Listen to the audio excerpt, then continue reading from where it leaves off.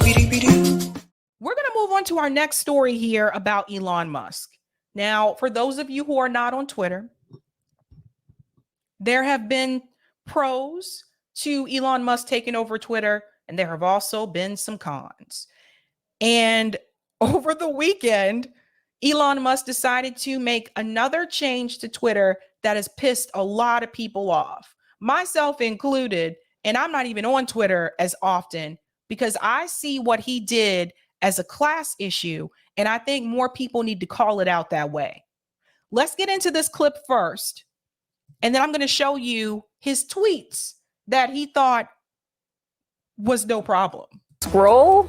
Elon Musk said over the weekend that Twitter will limit, at least temporarily, the number of posts you can read. He claims it's an effort to address extreme levels of data scraping.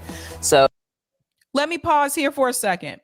So he is going to limit the number of tweets that you can read, not the number of tweets that you can post, the number of tweets that you can read. And this is where it can get tricky. If you're just scrolling through your Twitter feed, technically that counts as a read. So just think about this. Like, why would you limit how much someone can read? Let's go on. It gets worse because, of course, you know there's money attached to this. Go back just a little bit. And then Twitter will limit, at least temporarily, the number of posts you can read. He claims it's an effort to address extreme levels of data scraping. So verified accounts limited to 10,000 posts per day, unverified accounts 1,000 per day. Now, this was revealed after thousands of users complained that they were unable or had trouble accessing the site. Let me pause here so you can see it because these numbers have changed all throughout the weekend. Okay. So it says verified accounts limited to 10,000 posts per day, reading them, unverified 1,000, and new unverified accounts 500. Verified are the accounts that pay for the Twitter Blue subscription. Not everyone can afford it.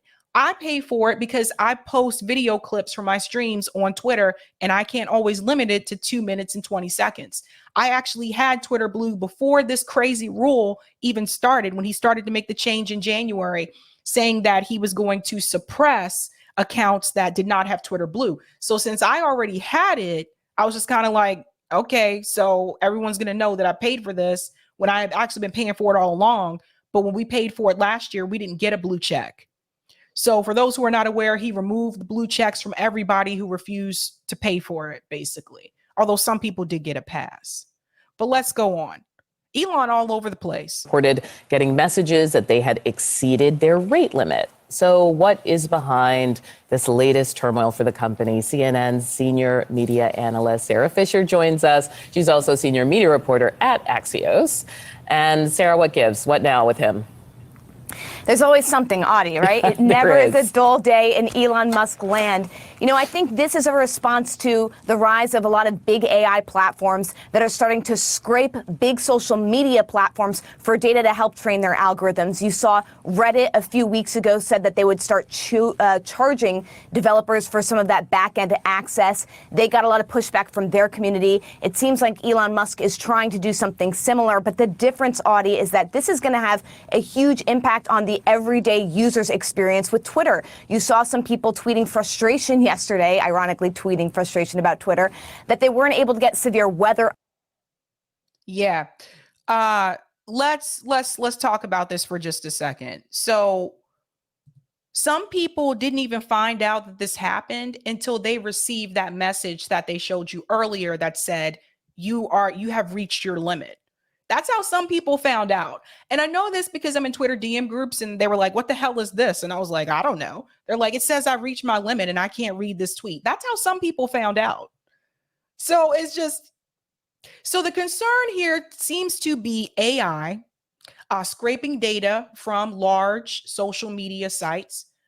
And I understand that piece of it. But the part where I think it is wrong is that people who are paying for it get to read more than people who cannot afford to pay for it. A lot of people that have Twitter just can't afford it. Even if Facebook were to start this new rule and say from now on you have to pay $5 a month, I think a lot of people would leave Facebook. or just not post. So that's the thing. It's like you're punishing those who can't afford to pay for Twitter Blue.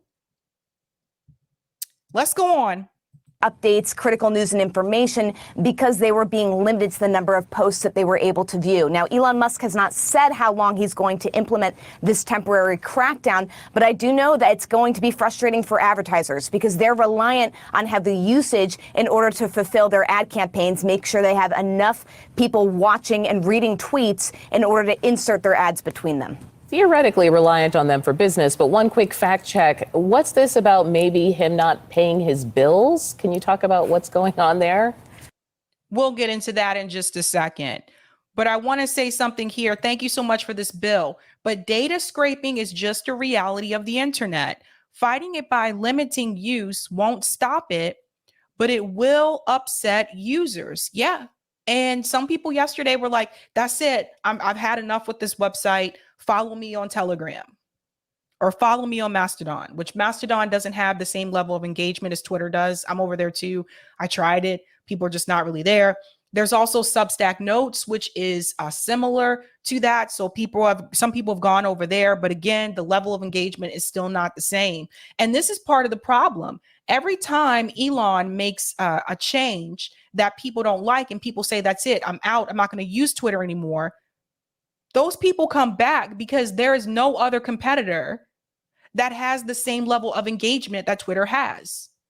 So that's a big part of the problem. Now, word on the street says that Mark Zuckerberg is planning to launch a platform that is going to be a Twitter rival sometime next week.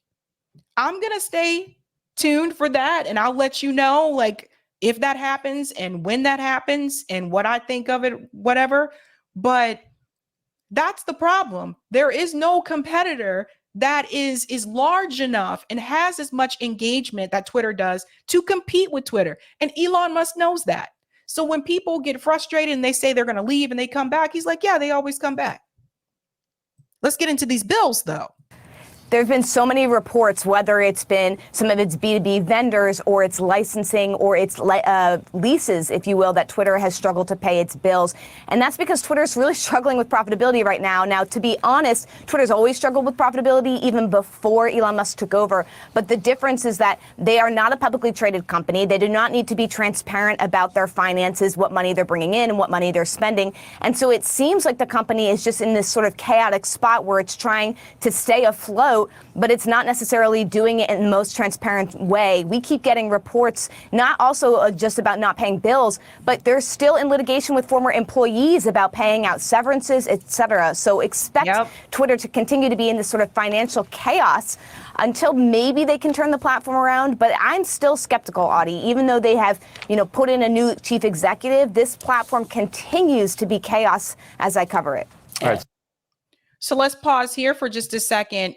Look, it's no secret. Elon kind of let the cat out the bag when he took over Twitter and said that Twitter was actually losing money. They weren't making money because people weren't paying for anything. And yeah, there were ads, but apparently Twitter became too big, too fast. And I think that's part of the reason why Jack handed it over to Elon Musk, because he didn't want to deal with it. So there were already financial issues. Then on top of that, remember, he fired some of the Twitter employees. So there are some people that have litigation in reference to that. They're looking to see him in court or something like that. They're like, you need to give me my package, my severance package that you didn't give me. So there's so many things that are going on in reference to Twitter when you talk about the financial circumstances. So to add on to that, this idea, tell people you need to pay to use Twitter, and that's going to help us out. I don't think that's really helping the way that Elon thought it would, because not as many people chose to pay. And now you have this limitation where people can only read a certain number of tweets based on whether or not they pay or don't pay. I don't know if he's going to turn this around or what, if he's going to walk this back or change his mind about it. I don't know. He's done that with other issues before, but this one is just, this was really not the way to go. Sarah, stay with us. I want to bring Shelby and Errol back in.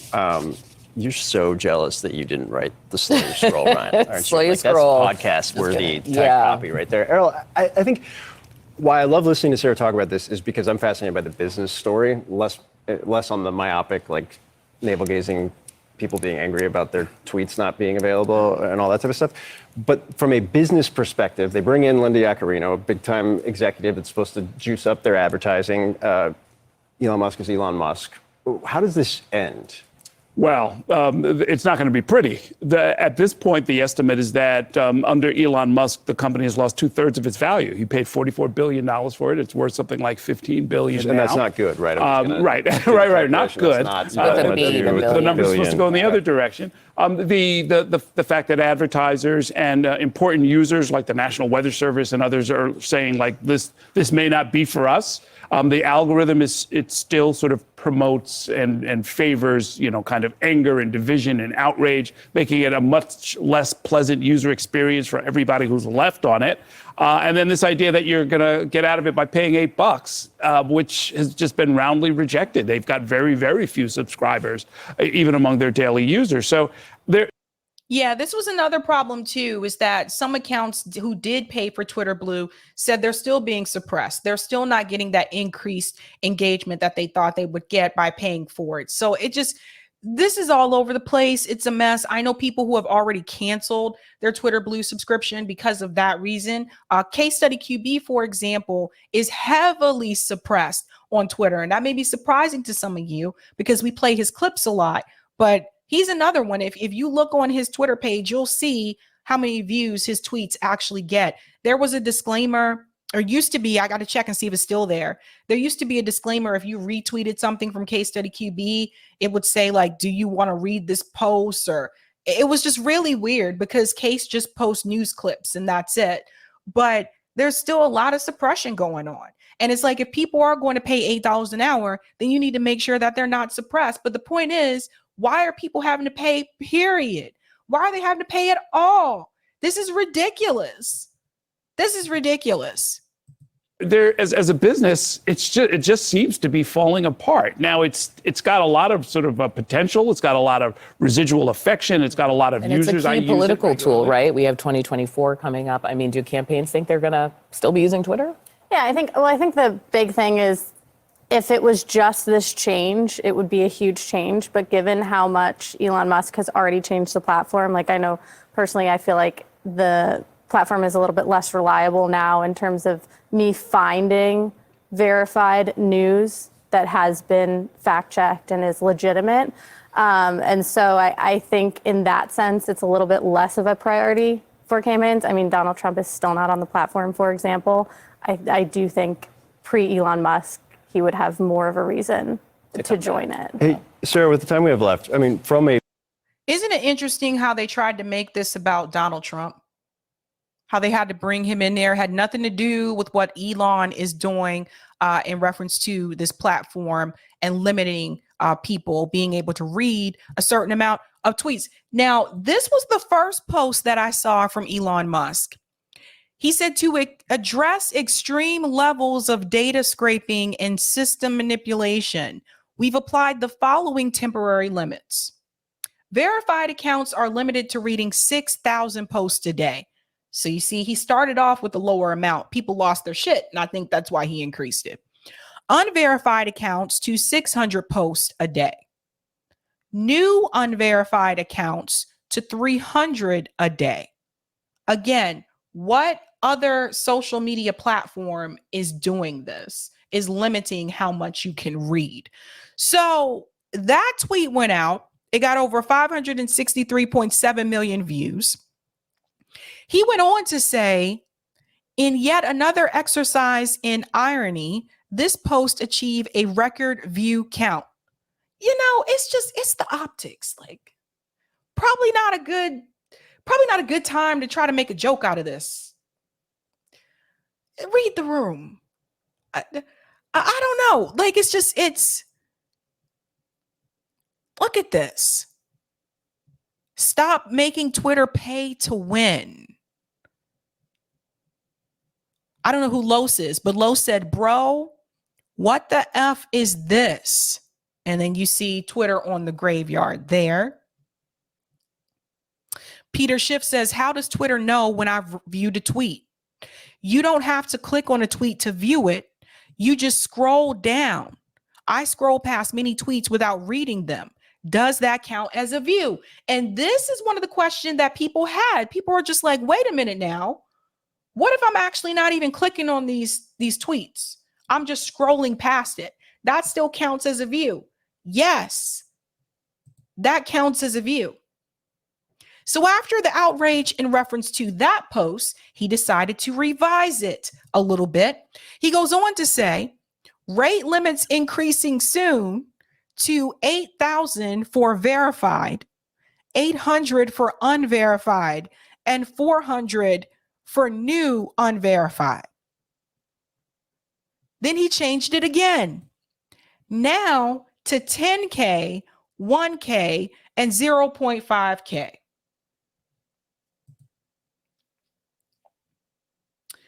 Look, I'm not here to tell you that you should be spending more time on Twitter. Not here to tell you that. In fact, I would tell you to get outside. But that's besides the point. The point here is that limitations have been placed on those, and particularly those who can't afford to pay for Twitter Blue. And that's the big problem.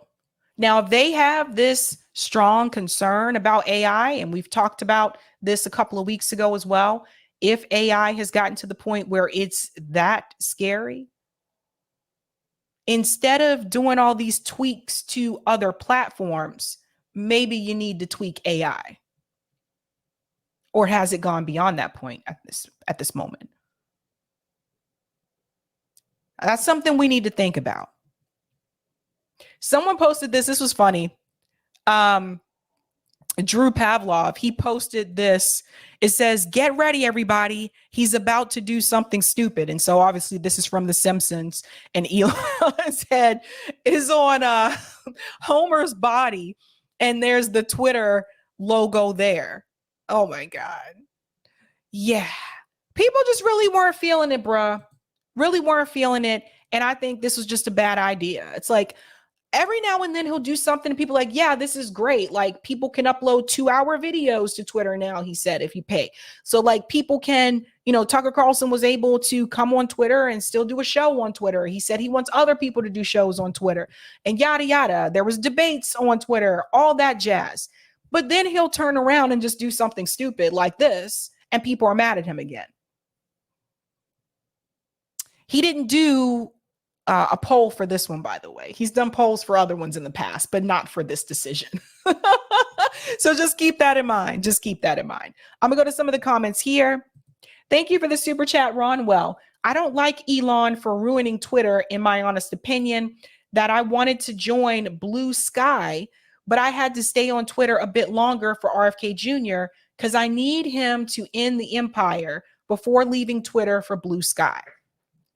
I have not checked out Blue Sky yet, but I can give it a look-see.